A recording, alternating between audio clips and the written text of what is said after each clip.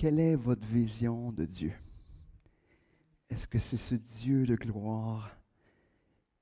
Est-ce que c'est sa majesté? Est-ce que quand nous nous approchons de lui, nous voyons ce Dieu de gloire, ce roi des rois? Ou lorsque nous approchons, on a l'impression peut-être que c'est juste quelqu'un de un peu supérieur. On ne dirait pas ça, mais des fois, il faut regarder de quelle manière on s'approche de lui. Et pas, non seulement de quelle manière on s'approche, mais de quelle manière nos paroles, nos gestes nous parlent de Dieu. S'il est la majesté, mais qu'on fait à notre tête, on est en train de dire qu'il n'est pas cette majesté. Si on le voit comme le Dieu de gloire, donc le Dieu tout-puissant, mais qu'on n'est pas capable de lui faire confiance, on n'est pas en train de voir ce Dieu de gloire, ce Dieu de majesté. Et moi, j'ai juste le goût de prier avant de commencer, encore une fois, parce que qu'on puisse se laisser toucher par ce Dieu de gloire. Ah oui, Seigneur, on veut vraiment te voir comme ça ce matin, comme tu es. Ce Dieu de gloire, ce Dieu qui manifeste sa puissance, qui manifeste sa miséricorde, qui manifeste son amour, qui manifeste sa bonté envers ses enfants. Ah oui, Seigneur, ce matin, on veut s'approcher de toi de cette manière. Et Seigneur, on veut jamais oublier cela. On veut, Seigneur, que tu nous rappelles chaque matin que tu es ce Dieu de gloire, ce Dieu de majesté. Ah oui, Seigneur, nous sommes tellement des oublieux. Seigneur, j'oserais presque te dire, de te demander de manifester ta gloire, de manifester ta majesté dans nos vies, autour de nous, dans la vie de cette Église, dans la vie de chacun d'entre nous, Seigneur, afin que ce soit impossible de penser à autre chose que du fait que tu es ce Dieu de gloire, cette majesté. Ah oui, Seigneur, conduis-nous ce matin. Amen.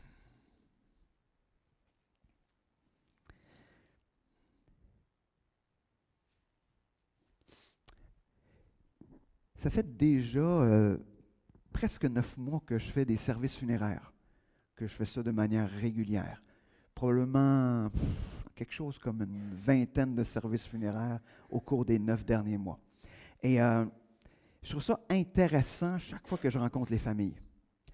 Parce que je les rencontre pour une chose, c'est afin qu'ils me racontent l'histoire de la personne. Quelles ont été les valeurs? Qu'est-ce qui est important dans la vie de cette personne? Qu'est-ce que ces gestes ont enseigné? Des fois, c'est l'absence de ces gestes-là. Aussi, des fois, ce n'est pas juste la présence de ce qu'ils ont fait, mais c'est aussi tout ce qu'ils n'ont pas fait qui enseigne aussi d'autres choses. Mais c'est intéressant de s'arrêter à ces histoires-là. Et moi, ça me rappelle toujours qu'est-ce que mon histoire raconte. Qu'est-ce que les gens diraient de mon histoire si je mourais aujourd'hui? Idéalement, pas dans une pente de ski, mais qu'est-ce que les gens diraient? Qu'est-ce que les gens diraient? Est-ce que les gens se souviendraient de mon amour pour Dieu? Est-ce qu'ils se souviendraient de comment je voyais Dieu dans toute sa grandeur? Est-ce qu'ils verraient dans ma vie l'importance de l'Évangile, l'importance d'être transformé par la parole de Dieu? Est-ce qu'ils me verraient comme quelqu'un d'obéissant? Comment les gens me décriraient? Qu'est-ce que les gens auraient le goût d'écrire sur ma pierre tombale? Et personne, on se dit, oh non, on ne veut pas penser à ça. Je veux juste vous dire que ce n'est pas parce qu'on en parle qu'on en meurt. Ce n'est pas de parler de la mort qui produit la mort. Hein? On est des enfants de Dieu sauvés. Hein? À Noé, la mort est mourir est un gain, comme dirait l'apôtre Paul. Hein? Mais on ne s'arrête peut-être pas beaucoup à cela. Hein? Qu'est-ce que les gens diraient? Et c'est intéressant parce qu'aujourd'hui, dans notre road trip sur la route 66, on arrive dans la deuxième lettre de Pierre. Et Pierre, dans cette lettre-là, est en train de transmettre son legs. Parce que Pierre, comme on peut le lire au chapitre 1, versets 12 à 15, il sait déjà que la fin approche.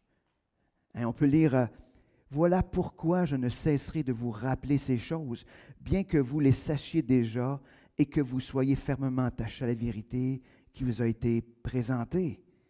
Mais j'estime juste de vous tenir en éveil par mes rappels, tant que je serai encore de ce monde, car je sais que je vais bientôt quitter ce corps mortel, comme notre Seigneur Jésus-Christ me l'a révélé. Cependant, je prendrai grand soin que même après mon départ, vous vous rappeliez toujours ces choses. » Pierre sait que la fin est proche, mais là, il lui dit, je veux juste vous rappeler quelque chose. Je veux vous rappeler ce qui a animé ma vie, ce qui m'a, je veux dire, drivé pendant toutes ces années-là. Ce que je n'ai cessé de vous rappeler, je veux vous le rappeler encore, même si je sais que vous le savez. Hein, un vrai pasteur, hein, qui continue à rappeler les mêmes affaires. Même s'il sait que les gens doivent le savoir, qui continue à rappeler les mêmes affaires. Donc, Pierre est là et est en train de, à nouveau, rappeler les mêmes choses. Les mêmes choses. Ce que Pierre est en train de dire, c'est, je veux vous parler de l'Évangile qui m'a transformé, de cet Évangile qui m'a gardé actif, cet Évangile qui a transformé, cet Évangile que je vous ai prêché. Et donc en train de parler de son legs. Voici ce que je vous lègue.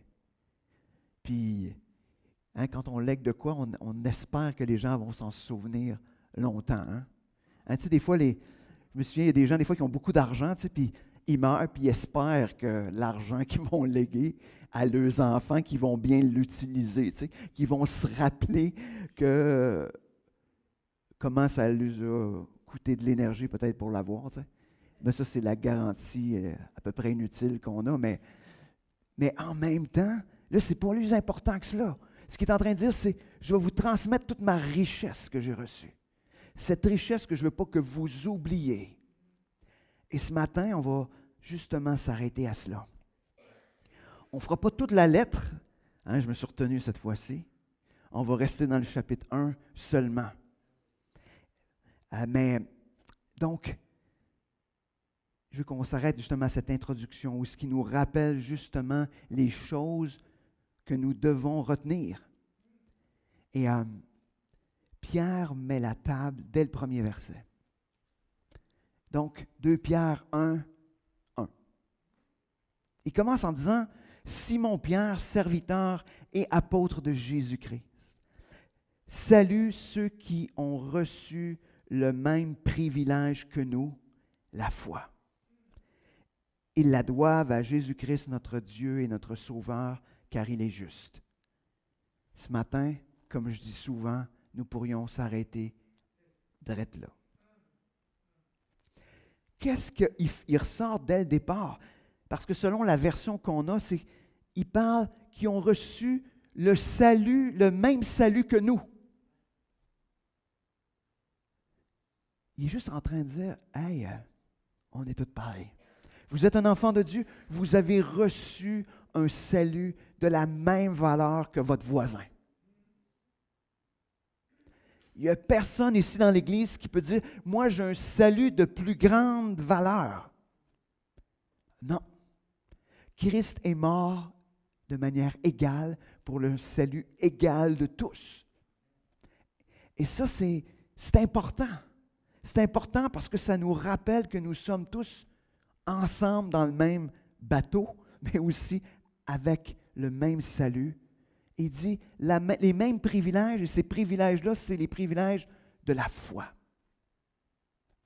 La foi, c'est de croire en ce sacrifice parfait de Jésus à la croix. Croire que c'est suffisant. Croire que c'est ce qui va transformer nos vies. Croire qu'on n'a pas besoin de d'autres choses que cela. peu importe ce que l'on vit, dans toutes les circonstances de nos vies, les belles comme les pas belles, cette foi qui nous permet de continuer à avancer et à tenir debout, parce que cette foi-là, c'est une valeur inestimable. Donc, est-ce qu'on est conscient de cela ce matin? Est-ce qu'on est conscient du salut qu'on a reçu? Puis de la valeur inestimable? Est-ce que si des fois, puis je ne crois pas que c'est là, mais est-ce qu'on pourrait avoir tendance à considérer qu'on n'a pas reçu un salut de la même grandeur que d'autres? Des fois, on se dit, à quel moment peut-être qu'on pourrait manifester ça? C'est, comment ça se fait que lui a l'air, ou elle a l'air super connecté avec Dieu, puis Dieu répond à ses prières, puis moi, ça se passe pas de même. Ça se passe pas de même parce que vous êtes différents, Mais la foi, au départ, vous avez la même foi. Je lisais pendant mes vacances un livre que, je ne sais pas comment ça fait de fois que je lis ces livres-là, mais 4-5 fois. Ça s'appelle Le Contrebandier.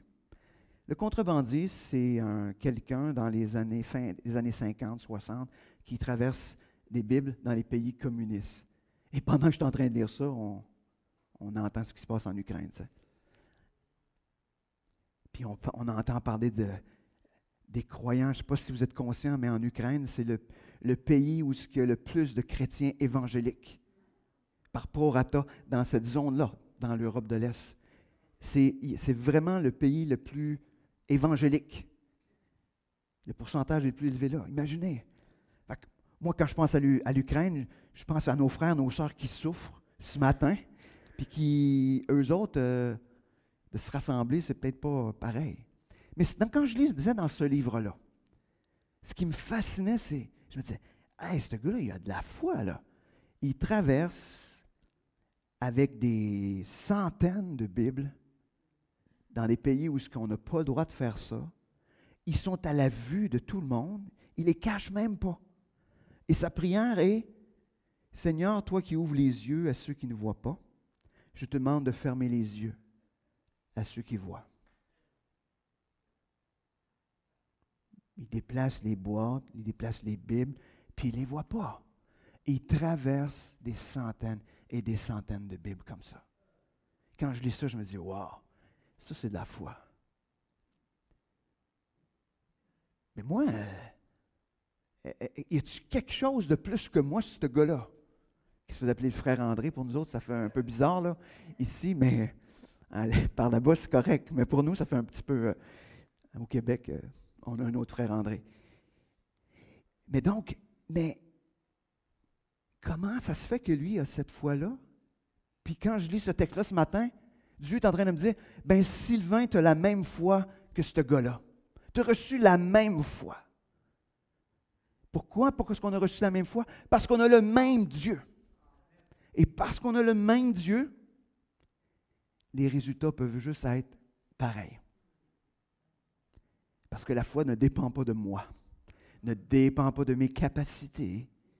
Et d'ailleurs, c'est probablement quand je m'appuie trop sur mes capacités, puis sur ce que je veux faire, puis comment moi je voudrais que ça se fasse, que j'empêche Dieu de se manifester dans toute sa puissance. Nous avons donc reçu toute la même foi qui peut transporter les montagnes. On a la même foi. Mais qu'est-ce que ça veut dire exactement? Et c'est ce qu'on va voir dans la suite du passage. La première section, on va découvrir que Dieu donne tout ce qu'il vous faut, tout ce qu'il nous faut pour grandir. On va regarder ce que Dieu donne à ceux qui lui appartiennent. Je crois que ces vérités-là, on a tendance à les oublier ou à refuser peut-être de se les approprier. Donc, 2 Pierre, chapitre 1, versets 3 et 4. Par la puissance, en effet, Dieu nous a donné tout ce qu'il faut pour vivre dans l'attachement au Seigneur, en nous faisant connaître celui qui nous a appelés par la manifestation de sa propre gloire et l'intervention de sa force. Ainsi, nous bénéficions des dons infiniment précieux que Dieu nous avait promis. Il a voulu, par ces dons, nous rendre conformes à ce que Dieu est. Vous qui avez fui la corruption que les mauvais désirs font régner dans ce monde. Donc, il commence en nous disant que nous possédons tout ce qui est nécessaire.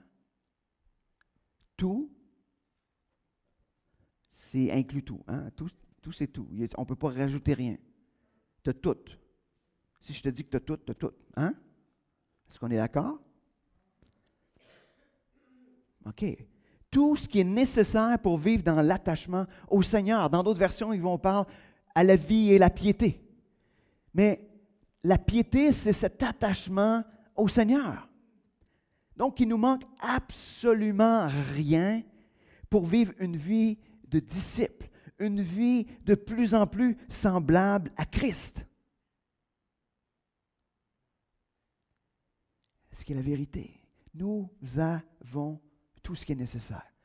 Ça vient dans le package deal du salut. Quand tu as reçu cette nouvelle vie, tu as reçu ton cadeau de bienvenue.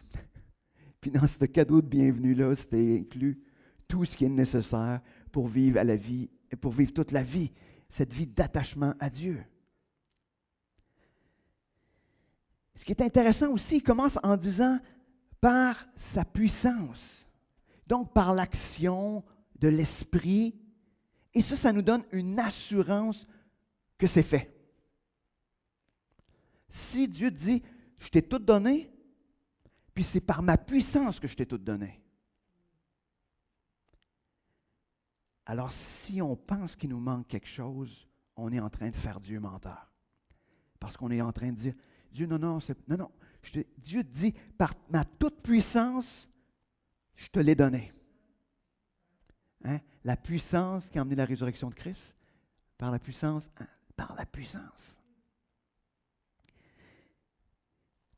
Ce que ça nous dit par la suite, c'est-à-dire non seulement, donc on a tout ce qu'il faut, mais par cette puissance qui est là et par le fait qu'on a tout reçu, c'est ce qui nous permet, ça nous dit, nous faire connaître celui qui nous a appelés, celui qui se révèle à nous.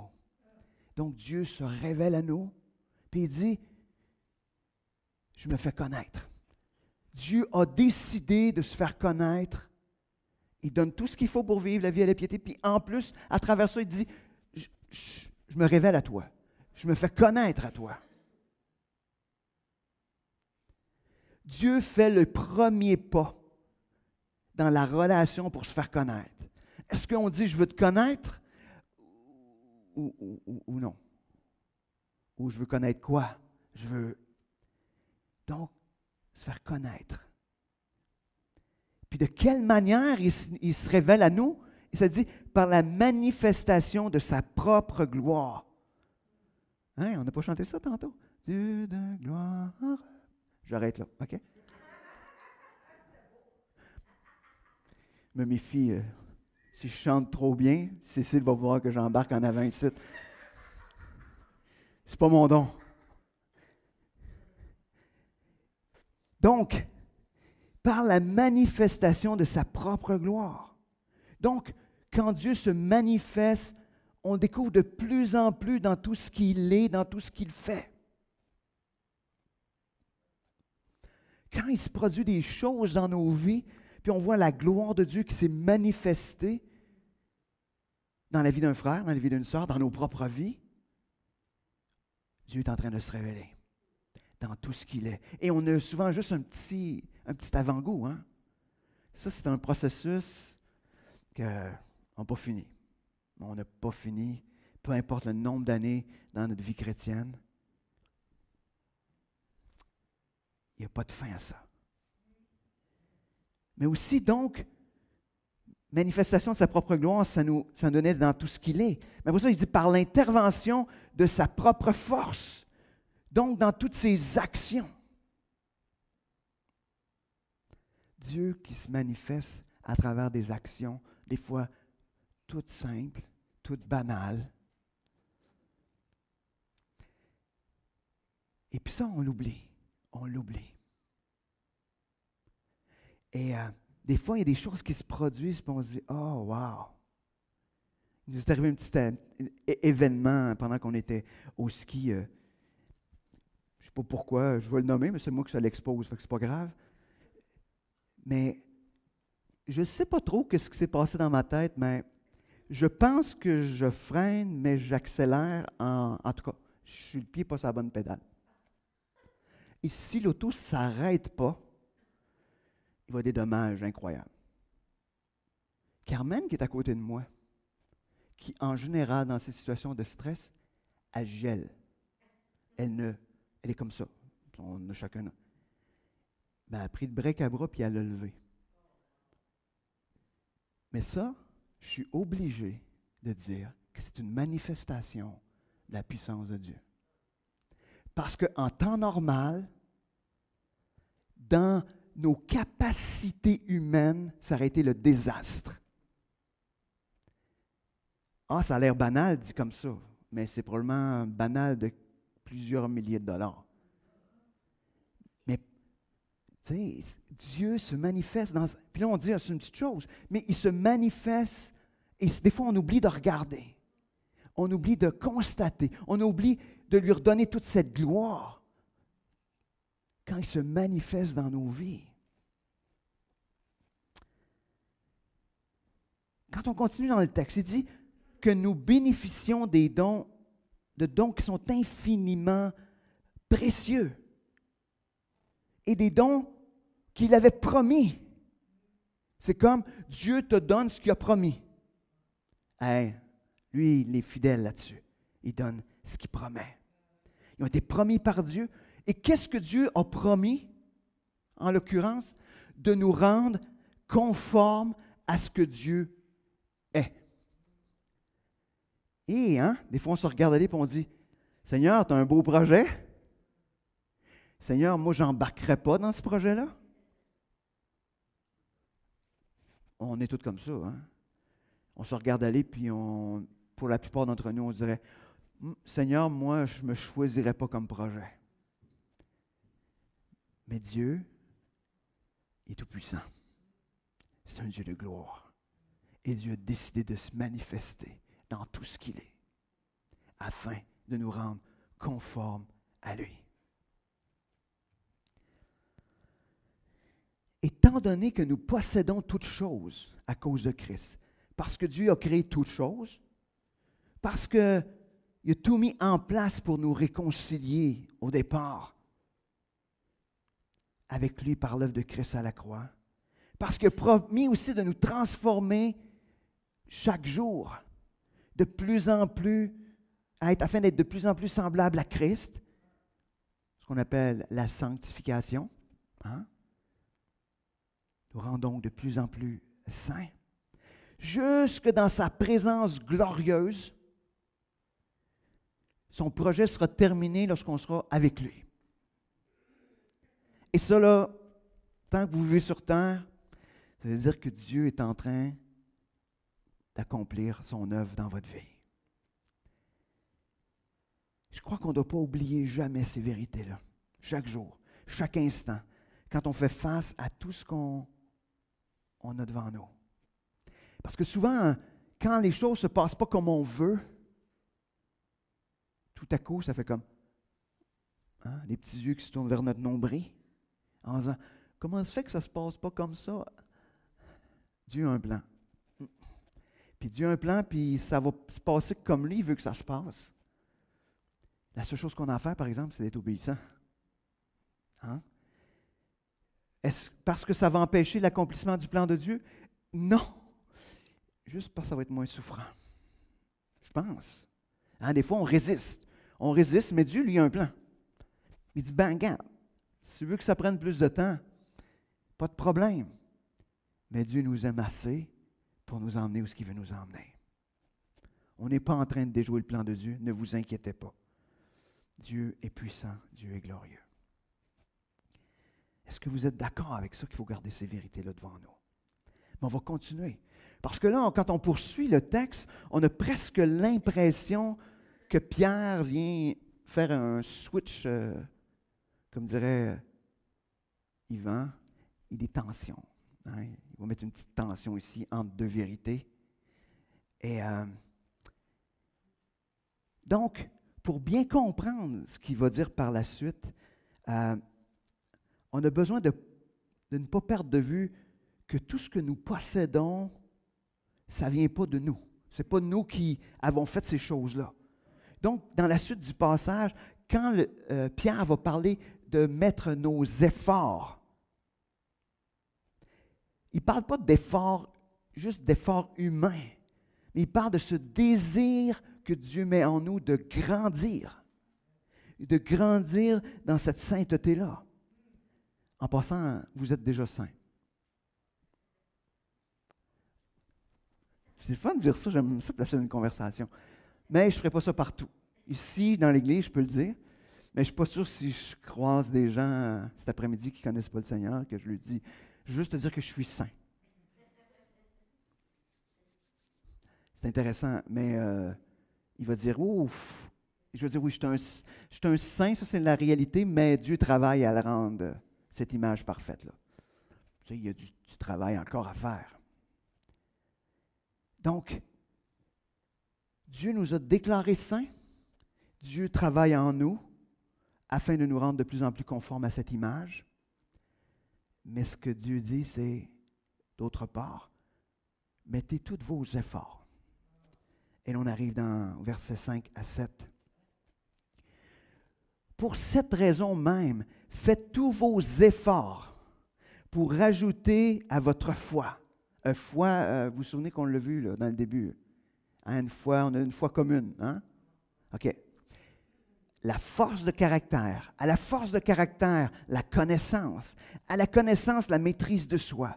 À la maîtrise de soi, l'endurance dans l'épreuve. À l'endurance, l'attachement à Dieu. À cet attachement, l'affection fraternelle. Et à l'affection fraternelle, l'amour. Donc, d'une part, nous avons tous la même foi.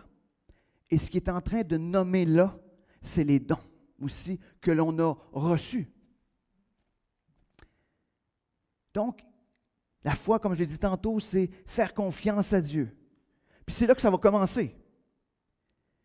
Tout ce qui est écrit là dans la suite, si la foi n'est pas là, oublie ça.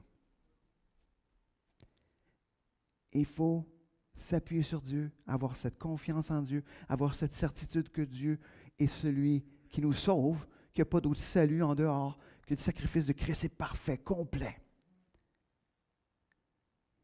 Puis c'est de là que va découler la suite. Là, il parle de la force de caractère, où il va parler vertueux, hein, mais c'est tout ce qui est les valeurs morales par excellence qui découlent de la foi. Si tu as la foi en Dieu, ça vient transformer ton caractère, ta façon d'être, parce que tu as une nouvelle identité. Ça vient donc transformer au fil du temps ce que tu es. Donc, c'est des changements qui viennent de l'intérieur, qui se manifestent vers l'extérieur. Mais c'est Dieu qui vient de transformer l'intérieur. Si on lui laisse la place, si on est prêt à obéir. Parce que vous allez voir, hein, on lit tout ça et on se dit, méchant projet. Mais je vous dis, si Dieu n'est pas dans votre vie, c'est impossible. C'est impossible. Après la force de caractère, il dit la connaissance. Donc, de grandir dans notre connaissance, je veux dire, pratique, expérimentielle, je pourrais le dire, pas seulement intellectuelle de Dieu. C'est-à-dire prendre la parole de Dieu et se laisser transformer.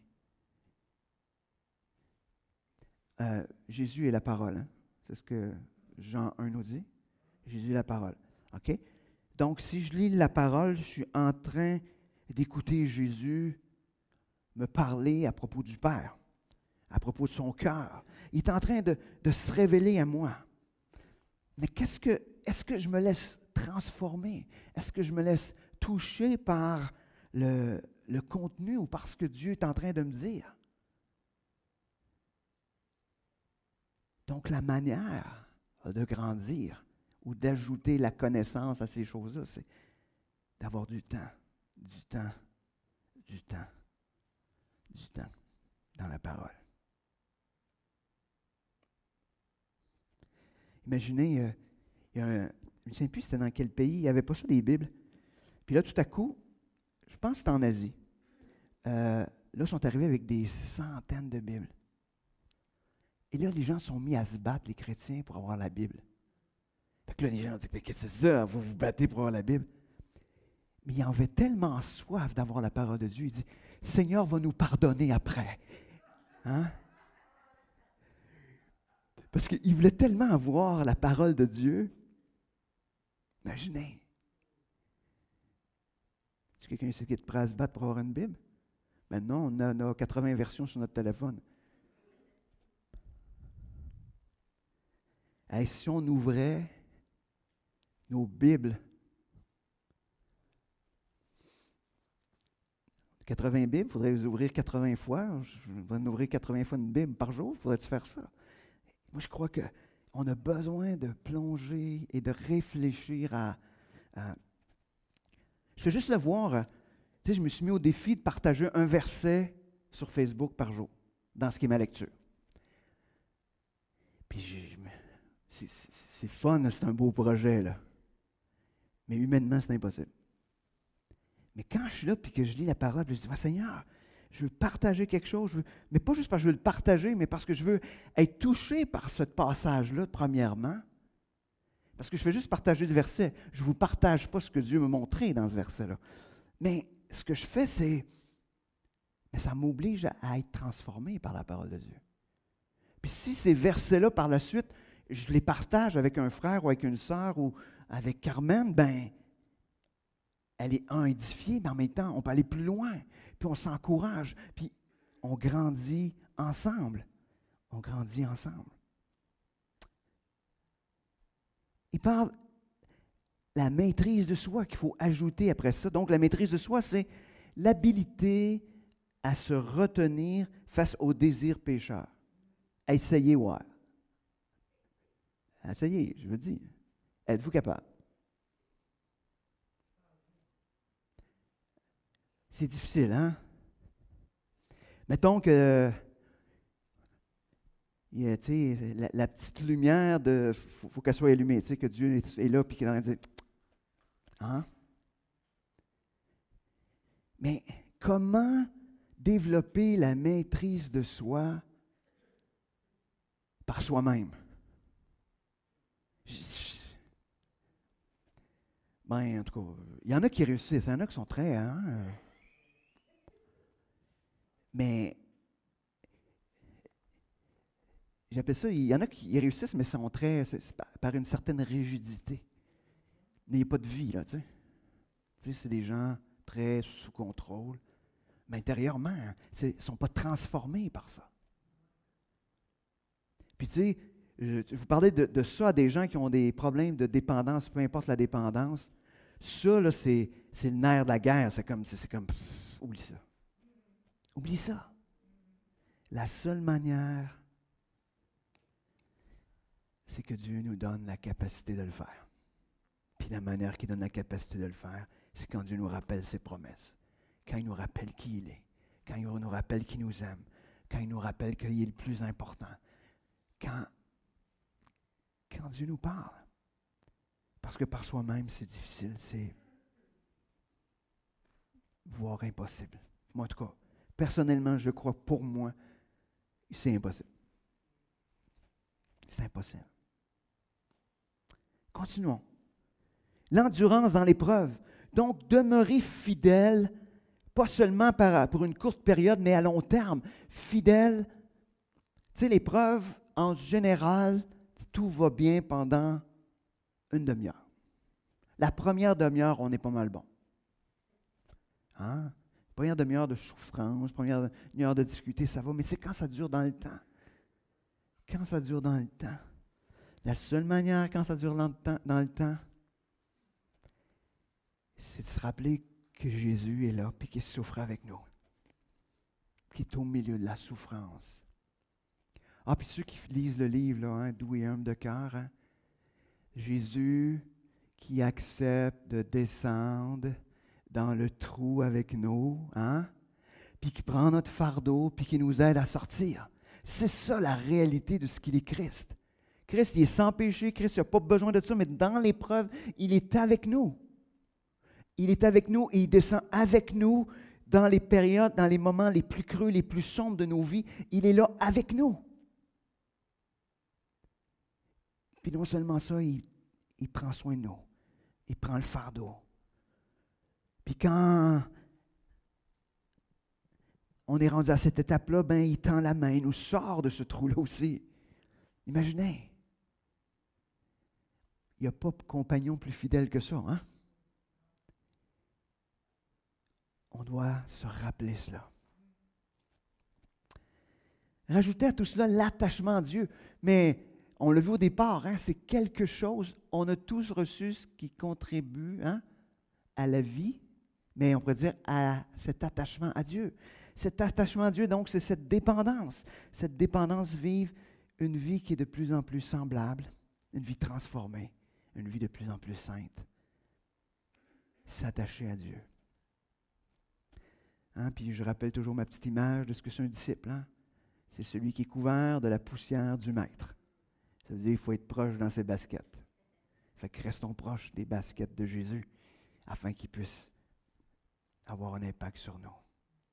Après ça, il dit l'affection fraternelle. Ajouter l'affection fraternelle. Wow! Hey, on en a-tu besoin de cet incite, hein? L'affection fraternelle. Est-ce qu'on a juste besoin dans les rassemblements pour l'affection fraternelle? Non. Mais on a vu comment l'affection fraternelle n'était peut-être pas si présente que ça, des fois dans nos vies, peut-être. Hein, peut-être qu'on a été challengés dans les 2 dernières années. Est-ce que notre affection fraternelle nous a emmenés à vouloir être en relation, pareil, malgré tout? Ou, finalement, on n'avait pas tant que ça besoin. Pierre dit, rajoutez cela. Rajoutez cela. Mais c'est cette proximité de Dieu qui produit ce désir d'être ensemble. Et finalement, le saut final, ou ce qui vient boucler le tout, l'amour. La vertu, hein, qui vient, la somme de toutes les autres, on pourrait dire, mais comme un peu le collier. Et ça, c'est la tâche ensemble qui vient garder toutes ces choses-là. Donc, cet amour pour Dieu, cet amour pour les frères et sœurs. Je suis convaincu que chacun d'entre nous, on est conscient de notre incapacité de faire ces choses. Mais si dans les faits, le projet de Dieu était tout simplement de développer ces choses en nous, chacune de ces vertus est présente en chacun d'entre nous, à différents niveaux, peut-être à différents degrés, mais sont là toutes au moins de manière embryonnaire. Mais Dieu veut les faire grandir en nous. Et chaque fois qu'on s'appuie sur lui, chaque fois qu'on lui fait de plus en plus confiance, chaque fois qu'on est obéissant, mais ces vertus ou ces valeurs deviennent de plus en plus présentes en nous. On va continuer. 2 Pierre 1, 8 et 9 nous dit « Car si vous possédez ces qualités, donc tout ce qu'on vient d'énumérer, et si elles grandissent s'ils grandissent sans cesse en vous, elles vous rendront actifs et vous permettront de connaître toujours mieux notre Seigneur Jésus-Christ. Car celui à qui elles font défaut est comme un aveugle qui ne voit pas clair. Il a oublié qu'il a été purifié de ses péchés d'autrefois. » Donc, si nous les possédons et si elles sont en croissance, c'est intéressant, hein? Parce qu'il dit, si elles grandissent sans cesse en vous, c'est intéressant. Il parle de posséder et de croissance. C'est déjà un petit peu rassurant, hein? Si on n'est pas rendu. Mais il dit, si c'est en croissance, ça veut dire que si c'est en train d'être en croissance dans vos vies, mais ça va avoir un impact. Ça va vous rendre actif. Ça va vous rendre désireux de connaître Dieu encore davantage. Ça va vous ramener de plus en plus, ce désir de plus en plus grand de le connaître, de connaître toujours mieux notre Seigneur Jésus. Mais au contraire, si ce fruit-là est absent, d'une certaine manière, il dit, vous avez oublié l'œuvre purificatrice de Christ. une œuvre qui doit grandir en nous. C'est quand même, quand on est là, on se dit, Pierre est presque en train de dire d'une certaine manière que ce serait difficile de prétendre que nous sommes un enfant de Dieu ou un disciple de Christ si ce fruit-là n'est pas présent ou n'est pas, qu'il ne se passe rien jamais. Ça ne veut pas dire qu'il n'y a pas des moments un peu plus stables. Hein? Notre croissance n'est pas tout le temps comme ça. Des fois, elle fait ça demain. Mais si on regarde, il y a de quoi qui se passe, c'est différent. Mais si jamais ces fruits-là ont été manifestes dans notre vie, il dit, oh, il y a quelque chose que vous avez oublié. Vous avez oublié soit que vous êtes un croyant qui a oublié carrément que la purification de vos péchés, puis vous dites, ben regarde, je suis sauvé, j'ai mon petit coussin en dessous du bras. Mais je vous dis de plus en plus, au début, je disais, ah oui, il y en a que c'est comme ça, mais de plus en plus, je dirais, j'y crois pas. Tu ne peux pas avoir connu Christ, puis prendre ton salut en dessous de ton bras, puis dire, voici, c'est ça toute ma vie, puis un jour, je vais être sauvé dans sa présence, mais entre les deux, je fais ce que je veux. Quand je lis ce texte-là, ça m'apparaît contraire à l'Évangile. Donc, il y a une espèce de challenge qui nous est fait là. Puis pour terminer, c'est ça. Versets 10 et 11. C'est pourquoi, frères et sœurs, on pourrait rajouter sans problème, hein? Puisque Dieu vous a appelés et choisis, redoublez d'efforts pour éprouver dans toute leur force les effets de cet appel et de ce choix. Car si vous agissez ainsi, vous ne tomberez jamais. Ainsi, vous seront grandes ouvertes les portes du royaume éternel de notre Seigneur et Sauveur Jésus-Christ. Donc, il part avec une affirmation. Puisque vous avez été appelés, puisque vous avez été choisis, vous êtes des appelés et choisis. Si vous avez des doutes là-dessus, on prendra le temps. Je pense qu'on a besoin de parler du salut. Mais on a été appelés et on a été choisis. Donc, si ça c'est présent dans ta vie, ça devrait produire quelque chose d'autre qui est de ce désir de mettre tous nos efforts pour vivre pleinement tous les effets de l'Évangile dans nos vies. Nous ne devrions, comme disciples de Jésus, jamais être satisfaits. Bien, dans le sens, on se comprend, là, on a le droit d'être satisfait, mais jamais satisfait de où on est rendu. Oui, je veux mieux te clarifier, je voyais des points d'interrogation, surtout quand ça vient de l'autre ancien qui est en face de moi. Je suis mieux de clarifier parce que... Mais nous ne devrions jamais être satisfaits de où nous sommes rendus dans notre vie chrétienne. C'est pour ça que, parce qu'on devrait toujours en vouloir plus pour goûter pleinement aux effets de l'Évangile. Et c'est intéressant, les deux vérités qui ajoutent. Il dit, si nous sommes comme ça, là, il dit quoi de gros, là? Nous ne tomberons jamais. Elle est là. Ça se peut pas. On peut-tu l'effacer un petit peu?